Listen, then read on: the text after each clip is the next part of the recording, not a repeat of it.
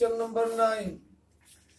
In the periodic table, our सारणी में the position of an element represents किसी तत्व की स्थिति पोजीशन यह प्रदर्शित करती है। क्या प्रदर्शित करती है? नंबर 1 केमिकल एक्टिविटी, उसकी रासायनिक क्रियाशीलता को प्रदर्शित करती है। तत्व कहाँ उससे पता चलता है कि उसकी रिएक्टिविटी क्या होगी। जैसे मान लीजिए हमने सोडियम का एक एग्जाम्पल लिया, अब हमको पता चलाना है ये सोडियम कहाँ है। हमको पता चला कि ये प्रथम समूह फर्स्ट ग्रुप में तीसरे नंबर पर hydrogen, lithium, sodium, potassium, rubidium, caesium, francium, इस तरह से है। तो इसकी यह स्थिति यह बताती है कि इसकी क्रियाशीलता क्या होगी। इसकी क्रियाशीलता हाइड्रोजन, लिथियम से ज्यादा होगी और पोटेशियम से कम होगी। फिर जो हम ऊपर से नीचे की ओर जाते हैं, इसकी क्रियाशीलता, रासायनिक एक्टिविटी घटती चली जाती है। घटती है या बढ़ती है, इसका पता चलता है इस आवर्त सारणी में स्थिति से। तो यह सही होगा, केमिकल एक्टिविटी को यह प्रदर्शित करता है। दूसरा फिर देखिए Na11 sodium, Mg12 magnesium, Al13 aluminium, Si14 silicon. इस तरह से अगर हम एक आवर्त में पीरियड में देखें तो बाएं हाथ से दाएं हाथ की ओर जाने पर इसकी क्रियाशीलता घटती जाती है। क्रियाशीलता घटती जाएगी। सोडियम अधिक क्रियाशील, मैग्नीशियम उससे कम, एल्यूमिनियम उससे कम, सिलिकॉन उससे कम। तो इसकी स्थिति इसकी क्रियाशीलता को बताती है। सही हो गया। Number of electrons in the outer most orbit. अब जब आपने देखा कि ये सोडियम फर्स्ट ग्रुप में, इसका मतलब इसकी वायतम कक्षा में आउटर मोस्ट ऑर्बिट में 1 इलेक्ट्रॉन होगा। तो number of electrons in the outer most orbit भी पता चलता है। तीसरा देखिए एटॉमिक नंबर का पता चलता है। प्रथम समूह में देखो Na11 नाइट्रियम, Mg12 magnesium, Al13 aluminium, ये पता चलता है। ये बताता है ये हाइड्रोजन, लिथियम, सोडियम है। इसमें अगर 8 है तो हम जानते हैं इसमें Li3 लिथियम, इसमें 8 का फर्क होगा। फिर इसमें 18 का 8 का फर्क होगा। 8 8 18 18 32 इस तरह से। तो इसके परमाणु क्रमांक का भी पता चल जाता है, एटॉमिक नंबर का पता चल जाता है। मान लीजिए सोडियम का नहीं मालूम है तो अगर आपने देखा कि इसके ऊपर लिथियम है, नीचे क्या है, पोटेशियम है, तो आप क्या करोगे, देखोगे कि इसमें 3 8 11 11 8 और 19 8 8 का फर्क है, तो समझ जाओगे कि भाई सोडियम का परमाणु क्रमांक 11 हो। आपने अपने इसमें आवर्त में देखा, पीरियड में आपने देखा इसके दाहिनी ओर मैग्नीशियम है, मैग्नीशियम का परमाणु क्रमांक 12 है। इसका मतलब उसका उससे कम होगा, 11 हो जाएगा। तो इसकी पोजीशन से इसके परमाणु क्रमांक का पता चलता है, इसके पोजीशन से पता चलता है इसकी रिएक्टिविटी कितनी होगी। ये दोनों इससे पता चलता है। एटॉमिक नंबर का हो गया, number of electrons in the outer most orbit. Atomic number का पता कैसे चलेगा। मान लीजिए इसमें आपका पता चल गया कि इसमें कुल 11 इलेक्ट्रॉन है, तो जितना इलेक्ट्रॉन उतने ही प्रोटॉन हो गए। तो प्रोटॉनों की संख्या को ही एटॉमिक नंबर कहा जाता है या परमाणु क्रमांक कहा जाता है। ऑल दी अबव ये सभी है, तो ये D is correct.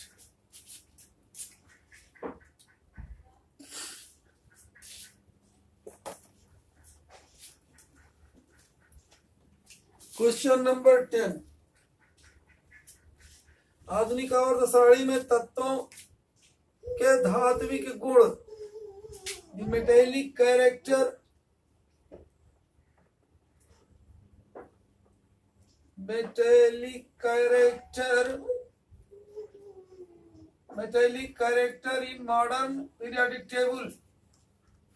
In modern periodic table, periodic table क्या है। Number A, metallic character in modern periodic table बाएं से दाईं ओर बढ़ता है, बाईं ओर से दाईं ओर जाने पर बढ़ता है। increases as we move from left to right। जैसे जैसे हम लेफ्ट से राइट की ओर जाते हैं मेटेलिक कैरेक्टर इंक्रीज करता जाता है। ये गलत है। जैसे जैसे हम बाएं हाथ से दाएं हाथ की ओर जाते हैं मेटेलिक कैरेक्टर घटता जाता है।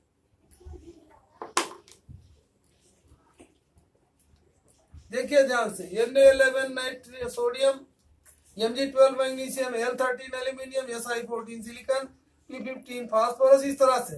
तो जो जो हम बाएं हाथ से दाएं हाथ की ओर जाते हैं मेटेलिक कैरेक्टर घटता जाता है।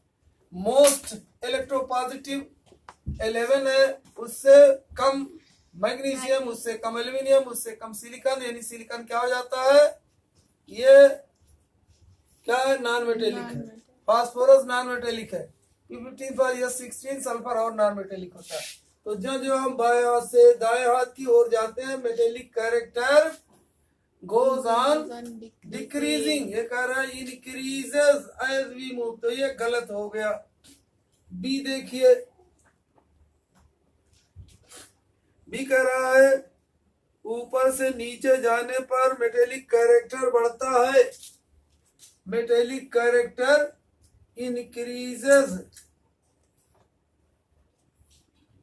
increases from top to bottom, from top to bottom, ऊपर से नीचे की ओर जाने पर मेटेलिक कैरेक्टर बढ़ता जाता है। ये सही है। किसी एक समूह में ऊपर से नीचे की ओर जाने पर मेटेलिक कैरेक्टर बढ़ता जाता है। यानी आप देखिए, यह है hydrogen, lithium, sodium, potassium, rubidium, caesium, francium. Hydrogen अधातु है, लिथियम क्या है, धातु है। उससे ज्यादा धातुएं व्यवहार सोडियम रखता है, उससे ज्यादा पोटेशियम, पोटेशियम से ज्यादा रुबिडियम, सीजियम। तो ऊपर से नीचे के टॉप टू बॉटम जाने पर मेटेलिक कैरेक्टर इंक्रीज करता जाता है। ये सही है। सी क्या है, ए एंड बी दोनों कथन सत्य हैं। A and B both are correct, तो ये गलत हो गया। बी करेक्ट है, ए नहीं करेक्ट है, तो ये भी गलत हो गया। डी कह रहा है उपरोक्त में से कोई नहीं, तो ये मतलब यही सिर्फ क्या, बी सही हो गया। आगे बढ़िए।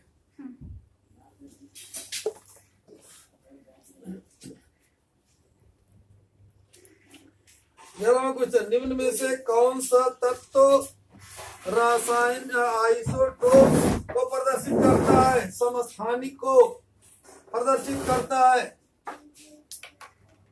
10वां और 11वां question, which of the following represents, which of the following shows, क्या आइसोटोप्स, कौन सा तत्व आइसोटोप्स को प्रदर्शित करता है।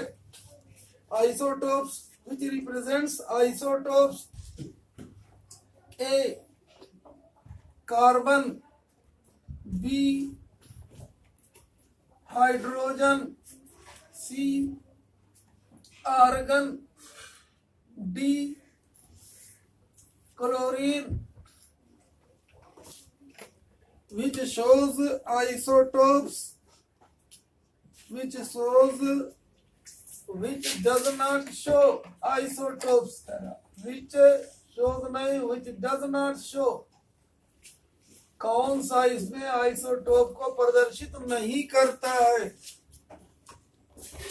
आइसोटोप्स किसे कहते हैं, items having same atomic number but different atomic masses, same atomic numbers but different atomic masses are called isotopes. Isotopes, for example, hydrogen के 3 आइसोटोप्स हैं, H11, H12, H13। हाइड्रोजन के 3 आइसोटोप्स, यानी हाइड्रोजन का ऐसा परमाणु जिसमें एक प्रोटॉन और एक इलेक्ट्रॉन, एक प्रोटॉन और एक इलेक्ट्रॉन है। मानी एक प्रोटॉन है लेकिन न्यूट्रॉन एक को नहीं उसके नाभिक में है। ये H12 का मतलब ऐसा हाइड्रोजन जिसके नाभिक में एक प्रोटॉन है और एक न्यूट्रॉन भी है। एक प्रोटॉन ये बताता, नीचे वाली गिनती प्रोटॉन और इलेक्ट्रॉन की संख्या को बताती है। जितना प्रोटॉन उतना इलेक्ट्रॉन, एक प्रोटॉन एक इलेक्ट्रॉन। इसमें कोई न्यूट्रॉन नहीं, तो इसका परमाणु भार यानी एटॉमिक मास भी एक ही हो गया। H12 का मतलब हाइड्रोजन का ऐसा परमाणु जिसमें एक प्रोटॉन एक इलेक्ट्रॉन और एक न्यूट्रॉन भी है, इसलिए उसका परमाणु भार या एटॉमिक मास 1+1 यानी 2 हो गया। ये H13 का मतलब हाइड्रोजन का ऐसा परमाणु जिसमें कि नाभिक में एक प्रोटॉन है और 2 न्यूट्रॉन भी है, तो ये एटॉमिक मास 3 हो गया। इसी तरह से कार्बन के 3 समस्थानिक है, C612, C613, C614। कार्बन के 3 समस्थानिक, इन सब में परमाणु क्रमांक यानी प्रोटॉनों की संख्या 6 है, इलेक्ट्रॉनों की संख्या 6 है, लेकिन उसके नाभिक में इसमें C12 वाले में क्या है, नाभिक में 6 प्रोटॉन 6 न्यूट्रॉन, इसमें 6 प्रोटॉन 7 न्यूट्रॉन, 6 प्रोटॉन 8 न्यूट्रॉन, तो इनके एटॉमिक मासेस डिफरेंट है। इसी तरह से क्लोरीन के 2 समस्थानिक है, Cl1735, Cl1738, 2 समस्थानिक। इनका परमाणु क्रमांक तो समान है 17, लेकिन परमाणु भार भिन्न भिन्न है, 35 और 38 है। तो ये कह रहा व्हिच शोज आइसोटोप्स, तो कार्बन ये आइसोटोप प्रदर्शित करता है। इसके 3 आइसोटोप्स हैं, C612, C613, C614। हाइड्रोजन के 3 आइसोटोप्स हैं, H11, H12, H13। Protium, deuterium, tritium इसको कहते हैं। यह है आर्गन। आर्गन क्या है, ये helium, neon, argon, krypton, xenon, radon. Helium, neon, argon, krypton, xenon और रेडॉन, इनके कोई आइसोटोप्स नहीं है। निष्क्रिय गैसों के कोई आइसोटोप्स नहीं है। तो किसके आइसोटोप नहीं, which does not show isotopes, argon. C is correct.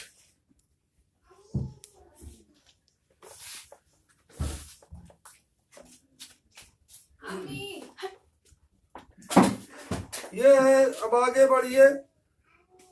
12, question number 12 क्या है, निम्न में से कौन सा परबल अम्लीय ऑक्साइड है, which is strongest acidic oxide, which is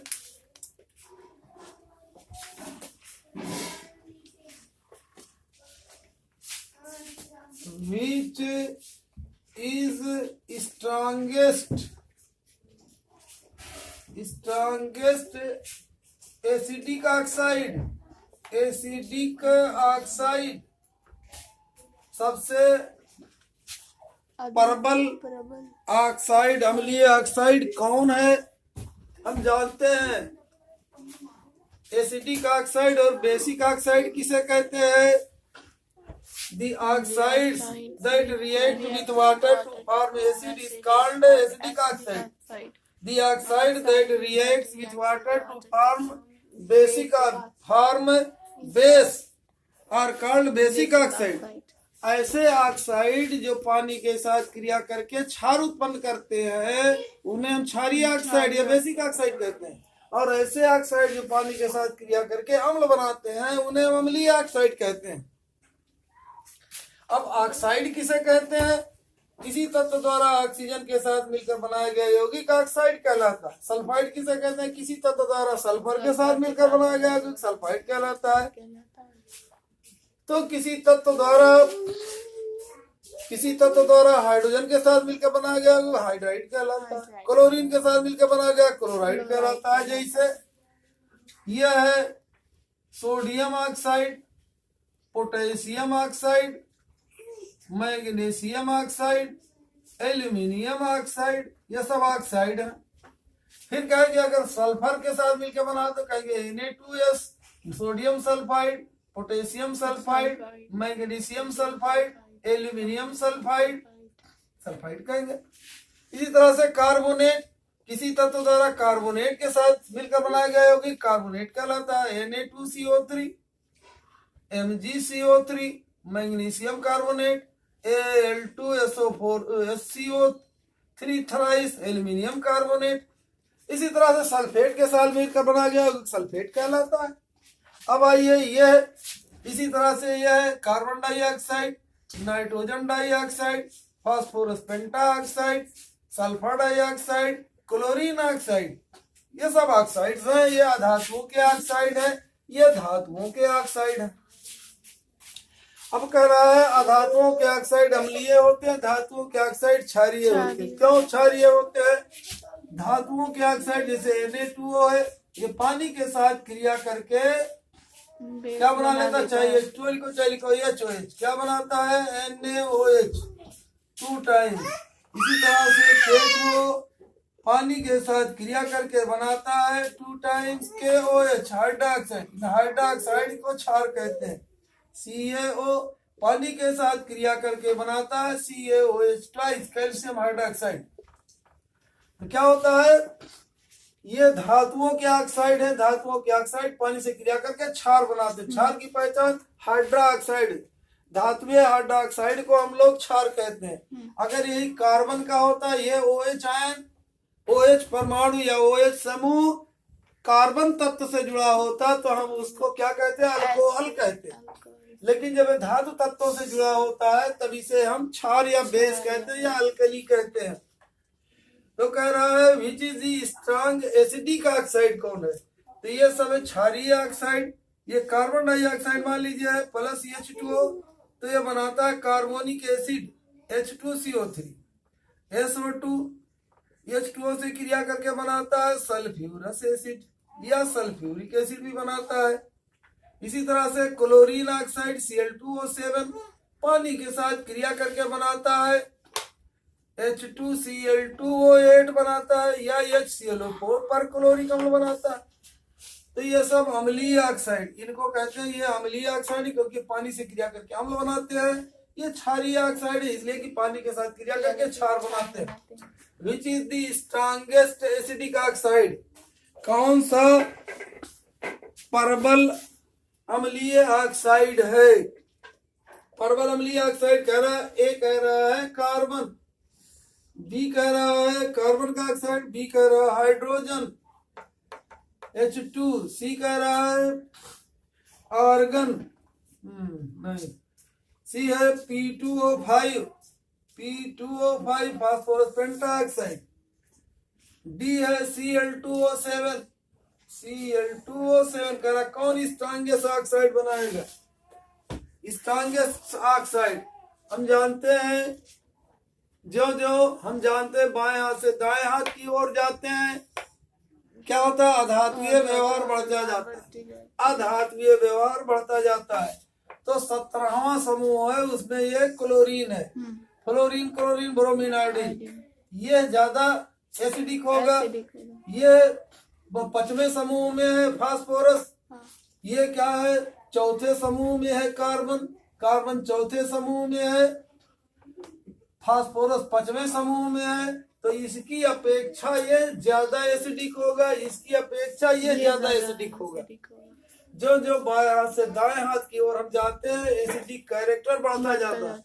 ये हाइड्रोजन प्रथम समूह में H2O, ये आप जानते हो न्यूट्रल बनाता है। H2O क्या है? न्यूट्रल है, ना ये अम्लीय होता है ना क्षारीय होता है। 3 ऑक्साइड ऐसे हैं जो न्यूट्रल है, H2O, N2O और CO कार्बन मोनोऑक्साइड, ये तीनों न्यूट्रल होते हैं, ना अम्लीय ना क्षारीय। ये हाइड्रोजन ऑक्साइड है या पानी, ये है नाइट्रस ऑक्साइड या इसको लाफिंग गैस भी कहते हैं। CO कार्बन मोनोऑक्साइड, ये है क्या? ये भी न्यूट्रल है। तो ये न्यूट्रल ऑक्साइड। तो सबसे अधिक most strongest acidic oxide is Cl2O7।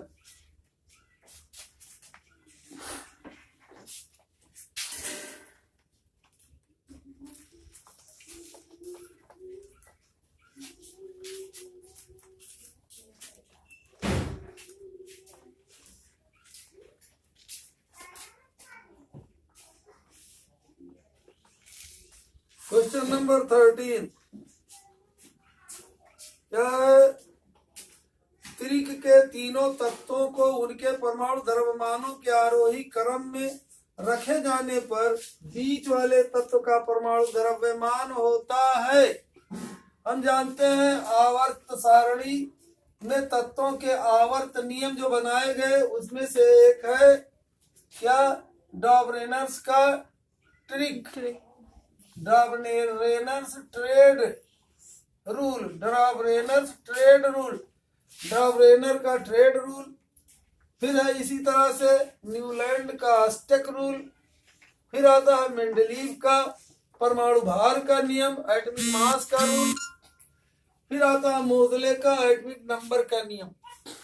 तो हम लोग देखें डॉबरेनर्स का ट्रिक नियम या डॉबरेनर्स ट्रिक रूल क्या है।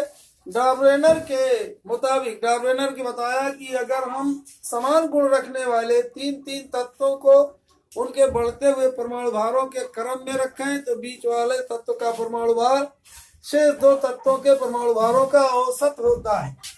फॉर एग्जाम्पल आप देखिए, लिथियम, उस वक्त परमाणु क्रमांक नहीं मालूम था, इसका परमाणु भार था 7। लिथियम सोडियम का परमाणु भार 23, परमाणु क्रमांक नहीं मालूम था। फिर क्या है, पोटेशियम का परमाणु भार 39। लिथियम सोडियम पोटेशियम के गुण समान थे। इसी तरह से chlorine bromine iodine, chlorine bromine iodine, इनके गुण समान थे। देखिए समान गुण वाले का क्लोरीन का परमाणु भार 35.5, ब्रोमीन का परमाणु भार 80, आयोडीन का परमाणु भार 126 या 127।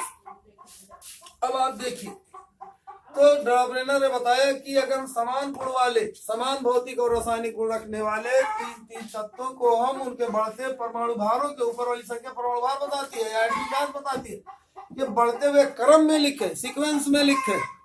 In the sequence of their increasing atomic masses, in the sequence of their increasing atomic masses, then we find that the atomic mass of the element lying between is the average of the remaining two, is the average of the remaining two। जैसे अब देखिए, ये sodium का परमाणु भार क्या है, lithium और पोटेशियम के परमाणु भार का औसत है 7 + 39/2 बराबर हो गया 46/2 बराबर हो गया 23। देखो सोडियम बराबर हो गया।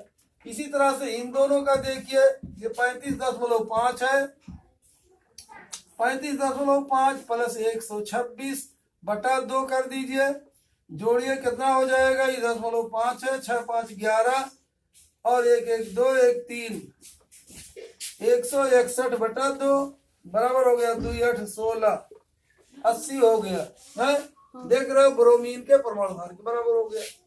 लेकिन ये नियम कुछ ही तत्वों पर लागू हो पाया, ये सभी तत्वों पर ये नियम लागू नहीं हो सका, इसलिए ये नियम फेल हो गया। तो अब कह रहे हैं, देखिए उसको लिखना है, त्रिक के तीनों तत्वों को उनके बढ़ते परमाणु भारों के क्रम में रखने पर बीच वाले तत्व का परमाणु भार शेष दो तत्वों के परमाणु भारों का औसत होता है। द एटॉमिक मास ऑफ, क्या कहोगे, the atomic mass, the atomic mass of the middle element, of the middle element, बीच वाले तत्व का middle element is the average of the remaining two, of the remaining two, शेष दोनों के परमाणु भारों का औसत होता है। ये आपने देख लिया, तो यही सही है। क्या इसमें कह रहा है, ए था क्या, यही A, average of the remaining two. A कह रहा है 13वां, अन्य दो तत्वों के परमाणु भारों का औसत होता है। क्या होता है, दो तत्वों के परमाणु भारों का औसत होता है, एवरेज। ये ए कह रहा है एवरेज होता है, बी कह रहा है इज इक्वल, सी कह रहा है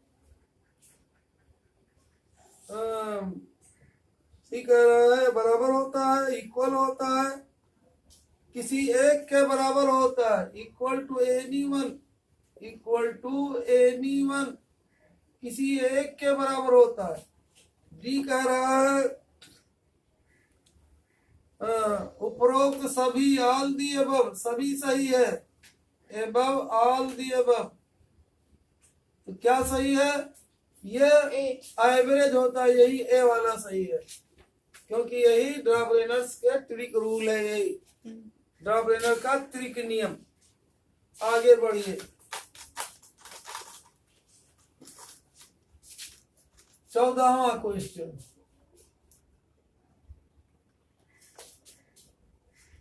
मेंडलीव के आवर्त नियम के अनुसार तत्वों के गुण इनके आवर्ती फलन होते हैं।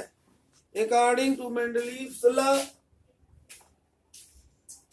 अकॉर्डिंग टू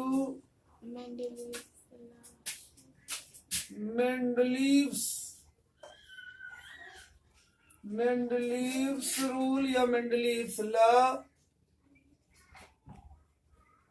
the properties माने फिजिकल और chemical, the properties of elements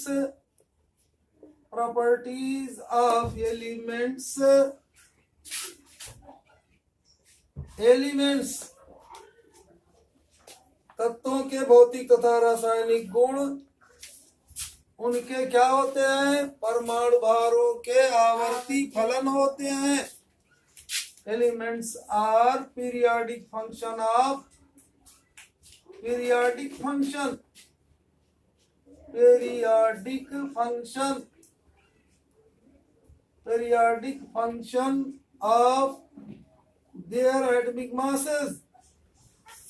their atomic masses। ये मेंडलीव का आवर्त नियम है। तत्वों के भौतिक तथा रासायनिक गुण उनके परमाणु भारों के आवर्ती फलन होते हैं। परमाणु भारों के आवर्ती फलन, परमाणु भारों के चाहे परमाणु द्रव्यमानों के आवर्ती फलन, पीरियाडिक फंक्शन आवर्ती फलन होते। आवर्ती फलन का मतलब कि एक निश्चित अंतराल के पश्चात किसी एक गुण का दोहरा जाना आवर्ती फलन कहलाता है। किसी एक निश्चित अंतराल के बाद, किसी एक निश्चित अंतराल, चाहे वो 8 तत्व का निश्चित हो, चाहे 18 तत्व का हो, चाहे 32 तत्व का हो, एक निश्चित अंतराल के पश्चात किसी एक प्रकार के गुण का दोहरा जाना आवर्ती फलन कहलाता है, पीरियाडिक फंक्शन कहलाता है। पीरियड माने निश्चित समय अंतराल, जैसे हम लोग क्लास में कहते हैं पहला पीरियड दूसरा पीरियड, तो पीरियड को उसको लड़के कहते हैं पहला घंटा दूसरा घंटा, पहला घंटा दूसरा घंटा। गलत है कहना, नहीं कहना चाहिए, क्योंकि एक एक घंटे का एक एक पीरियड नहीं होता। पीरियड माने एक निश्चित समय अंतराल। किसी स्कूल में ये पीरियड आधे घंटे का होता है, किसी यहाँ 40 मिनट होता है, किसी के यहाँ 35 मिनट होता है, तो इसलिए उसको एक घंटा नहीं कहा जाए, पीरियड कहा जाता है। इसी तरह से ये पीरियाडिक फंक्शन है। क्या इन्होंने कहा? पीरियाडिक फंक्शन होता है, आवर्ती फलन होता है परमाणु भारों का। ये क्या हो गया? ये रहा 13वां। कह रहा है, ए कह रहा है, क्या कह रहा है? According to Mendeleev the properties of elements are periodic function of their, के बाद नंबर ए है, देयर क्या है?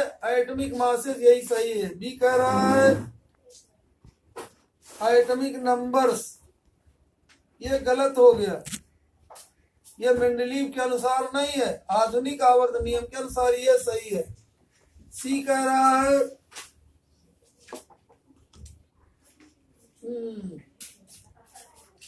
सी कह रहा है A and B both, A and B both.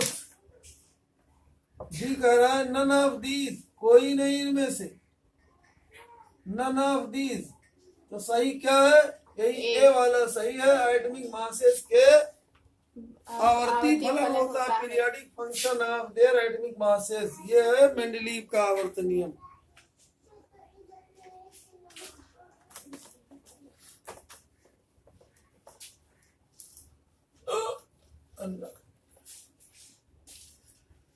चौदहवां देखिए, ये 14वां 15वां, कुछ क्वेश्चन नंबर 15। मेंडलीव के आधुनिक आवर्त नहीं, मोजलेस के आधुनिक आवर्त के नियम के अनुसार तत्वों के गुण उनके आवर्ती फलन होते हैं। According to Moseley, according to Moseley, Moseley के अनुसार, चाहे कहो according to modern aspect, according to modern rule, चाहे मोजले का चाहे कहो modern, modern aspect, modern rule, modern rule का, मॉडर्न एस्पेक्ट का, चाहे कहो मोजले के अनुसार तत्वों के भौतिक तथा रासायनिक गुण, the characteristics of, properties of, चाहे कहो characteristics, properties of elements, properties of elements are periodic function, periodic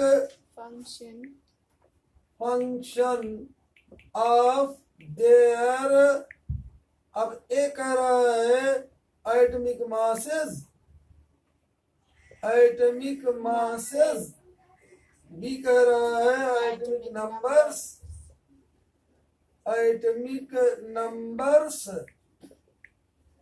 सी कह रहा है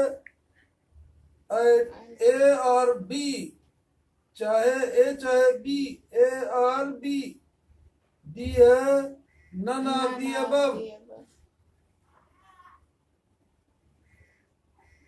क्या सही है? Atomic numbers according to Moseley the properties of elements are periodic function of their atomic numbers, ये सही है।